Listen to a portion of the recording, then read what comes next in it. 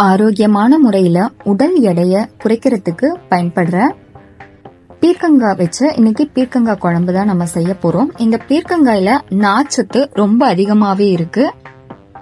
அது மட்டும் இல்லாம விட்டமின் ஏ சத்தும் அதிகமா காணப்படுது. அதனால கண் பார்வை சம்பந்தப்பட்ட நோய்கள் ஏற்படாம நம்மள பாத்துக்குது. இதுக்கு நான் ஒரு பீர்க்கங்காய் எடுத்திருக்கேன்.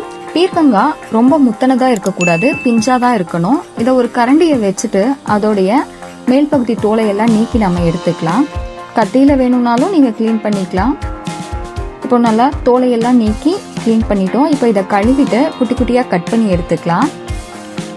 விதைகள் ரொம்ப பெருசா இருந்ததுன்னா அதை எடுத்துருங்க, இல்லைன்னா அப்படியே நம்ம செஞ்சுக்கலாம். இந்த பீர்க்கங்காய் நீரிழிவு நோய் ஏற்படாம தடுக்கிறதுக்கும் நமக்கு பயனுள்ளதா இருக்கு.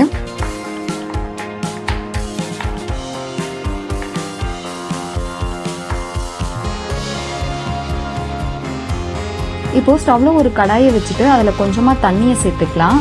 அதுல நம்ம கட் பண்ணி வச்சிருக்கிற பீர்க்கங்காயை சேர்த்துட்டு அது கூடவே 2 பல் பூண்டு, கொஞ்சமா கருவேப்பிலை இலைகள், 10 சின்ன வெங்காயத்தை கட் பண்ணி சேர்த்துக்கலாம்.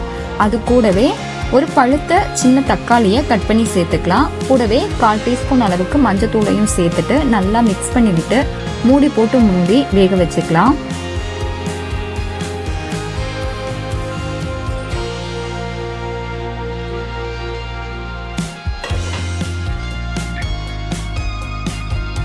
இப்போ ஒரு குட்டி உரல்ல ஒரு சின்ன துண்டு பட்டை, 2 லவங்கம், 1/4 டீஸ்பூன் அளவுக்கு சோம்பு இதையெல்லாம் சேர்த்துட்டு நல்லா பொடி பண்ணி எடுத்துக்கலாம்.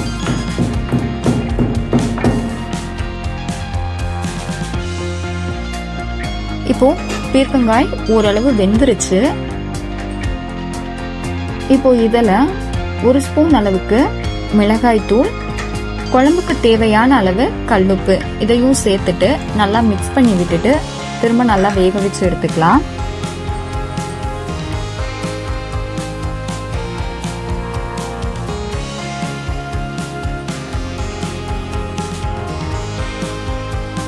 ஒரு மிக்ஸி ஜார்ல 2 டேபிள் ஸ்பூன் அளவுக்கு பொட்டுக்கடலையை சேர்த்து நல்லா பொடி பண்ணிட்டு அதை தண்ணியில கரைச்சி எடுத்து வச்சுக்கலாம்.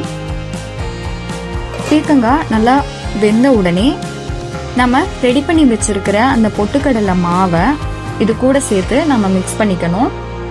பொட்டுக்கடலை ரொம்ப அதிகமா சேர்த்துடக்கூடாது, குறைவா தான் சேர்க்கணும்.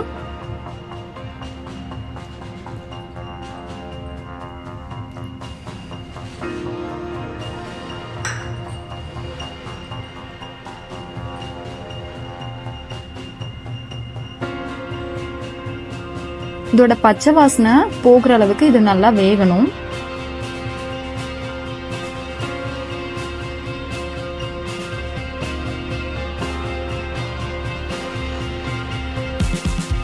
குழம்பு வெந்து ரெடி ஆயிடுச்சு. இப்போ இதுல கொஞ்சமா கொத்தமல்லி இலைகளை சேர்த்துட்டு நம்ம ரெடி பண்ணி வச்சிருக்கிற பொடியை இது கூட சேர்த்துட்டு நல்லா மிக்ஸ் பண்ணிக்கலாம்.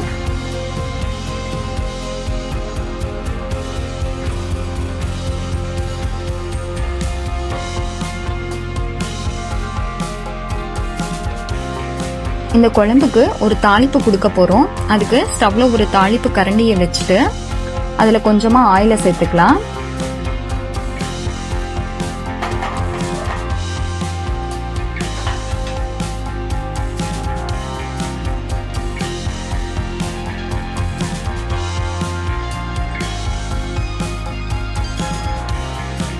ஆயில் சூடான உடனே 1/4 டீஸ்பூன் அளவுக்கு கடுகு உளுத்தம் பருப்பை சேர்த்துக்கலாம். கடுகு பொரிஞ்ச உடனே கொஞ்சமா கருவேப்பிலை இலைகளை சேர்த்துக்கலாம்.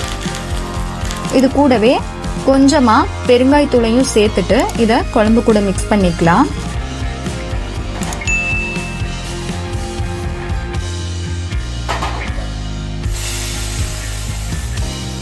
டேஸ்டியான பீர்க்கங்காய் குழம்பு ரெடி ஆயிடுச்சு. இதே மாதிரி நீங்களும் ட்ரை பண்ணி பாருங்க. பிடிச்சிருந்தா லைக் பண்ணி, ஷேர் பண்ணி, கமெண்ட் பண்ணுங்க.